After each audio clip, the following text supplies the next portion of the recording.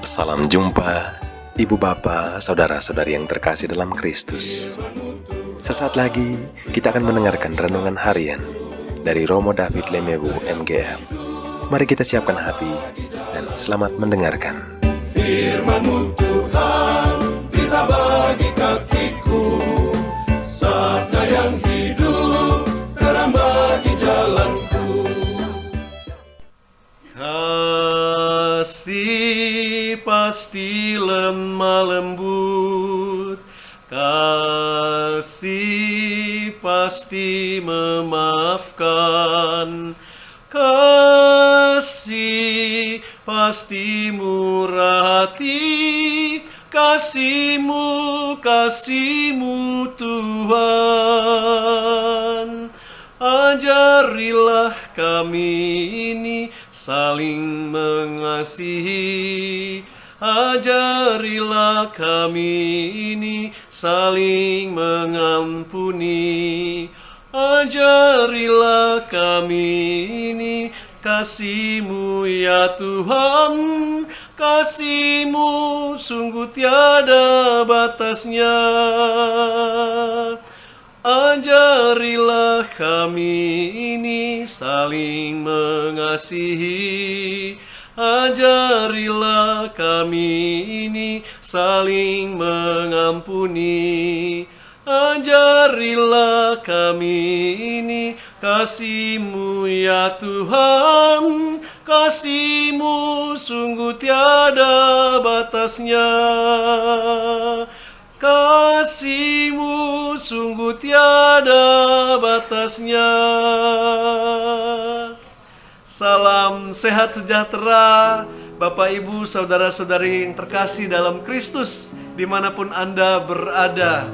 Hari Minggu ini kita ingin merenungkan tentang bacaan yang sungguh sangat menarik, gabungan antara 3 bacaan. Bacaan pertama yaitu bacaan dari kitab Yeremia, dan bacaan kedua dari 1 Korintus 12 tentang cinta kasih, dan bacaan Injil yang tentang Tuhan Yesus yang ditolak di kampung halamannya sendiri. Jadi apa yang terjadi itu? Bagaimana kita bisa membaca dan menghubungkan semuanya itu? Mudah-mudahan Anda sudah mendapatkan kesempatan untuk membaca ketiga bacaan itu ya. Jadi kita melihat bagaimana Tuhan Yesus yang kembali ke kampung halamannya, lalu dia membacakan dari kitab Yesaya, dan setelah itu mereka mengatakan, "Oh, lakukanlah semua hal yang kau lakukan, ya segala mukjizat."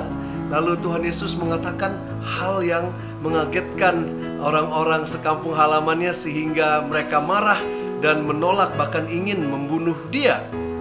Nah, dikatakan bahwa kalau kita mengenal seseorang terlalu dekat atau terlalu familiar, itu biasanya kita tidak lagi memberikan ruang kepada orang itu untuk bisa mengatakan sesuatu yang di luar ekspektasi kita. Itu biasanya terjadi dengan orang-orang yang kita kenal dengan dekat ya, antara suami istri, antara orang tua dan anak, atau sebaliknya, atau antara saudara-saudari, kakak adik ya. Orang yang kita kenal dekat atau kita sangat familiar sehingga kita terlalu familiar. Dalam bahasa Inggris dikatakan familiarity breeds contempt. Artinya kita dengan terlalu familiar ya, kita menjadi bersifat negatif.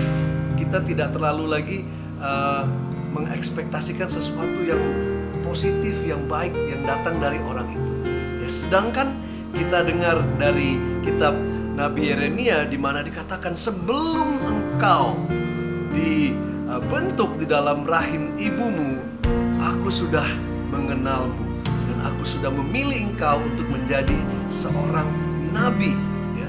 Seorang nabi yang diutus kepada bangsa Israel ya, untuk ya meruntuhkan segala yang bukan dari Allah. Dan Tuhan mengatakan bahwa Ia akan menjadikan Yeremia sebuah benteng yang kokoh yang tidak bisa dihancurkan.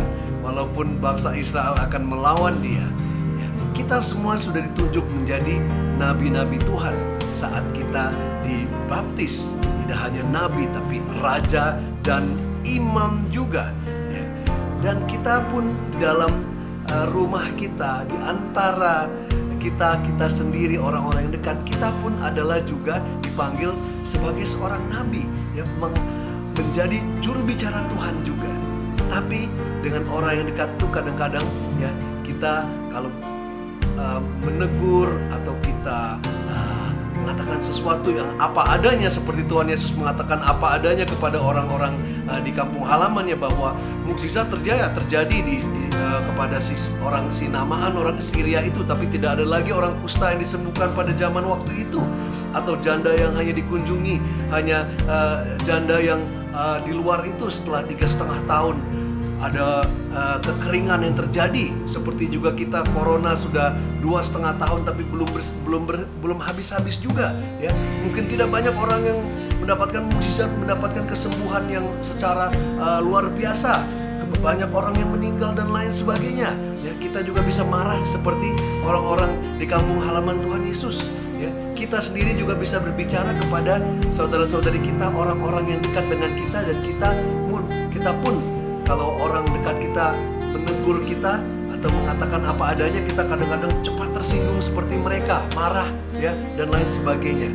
Tapi kita juga mau belajar dari kasus seperti ini, ya, di mana Tuhan Yesus sendiri saja ditolak, ya. Tuhan Yesus saja mau sampai dibunuh, dilemparkan, ya. Kita mau juga, kalau memang kita merasa ada sesuatu, kita mau mengoreksi saudara-saudari kita yang dekat, kita juga mau nubuat kita, istilahnya itu, dilengkapi dan disempurnakan dengan cinta yang Santo Paulus katakan di suratnya kepada umat di Korintus, ya. Ada banyak pemberian nubuat, tapi nubuat itu tidak sempurna, ya. Jalan yang sempurna adalah jalan cinta kasih. Mana dikatakan cinta itu adalah sabar, murah hati, tidak sombong, tidak meninggikan diri, tidak mencari kesalahan dan lain sebagainya, tetapi mau mengampuni, ya, mau menanggung segalanya. Mari kita undang Roh Kudus, ya, Roh yang bernubuat lewat kita juga, Roh cinta kasih itu juga yang akan melengkapinya dan menyempurnakannya dengan semangat cinta kasih dari diri kita kepada saudara-saudari kita semua. Mari kita nyanyikan sekali lagi lagu Kasih. Kasih pasti lemah lembut, kasih pasti memaafkan, kasih pasti murah hati, kasih-Mu Tuhan.